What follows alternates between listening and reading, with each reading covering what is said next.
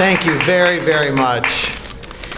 You know, when I was a little kid, growing up in Chicago, in Highland Park, we went to my grandmother's house, and I distinctly remember she got down and she looked right in my face, and she said, "Someday you're gonna be on television." She really did, and at the time it did not seem like a comment on my personality or a compliment. It seemed like a prophecy. And I didn't find out what I was going to be doing on television until many years later. And you know, I'm really glad it worked out this way, because I'm not a game show host or on a sitcom, which is probably what my grandmother had in mind.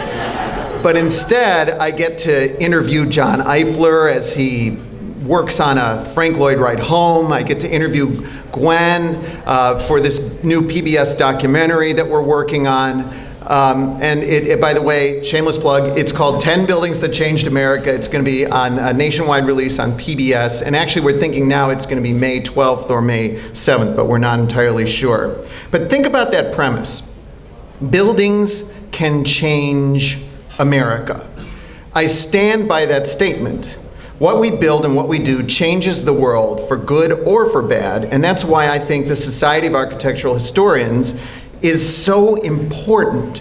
We need to remember and retell our history, architectural and otherwise, so that we can build upon the work that has come before us and avoid making the mistakes that others have made.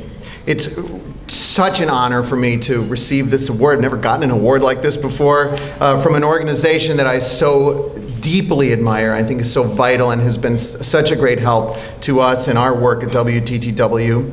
And I also want to thank my parents, Phil and Dick Baer, who are here tonight, for everything they've done. And especially want to thank my wife, Amelia, who has taught me so much over the last 10 years of our marriage and has made my work and my life so much better. Thank you. And thank you all, and thank you to SAH.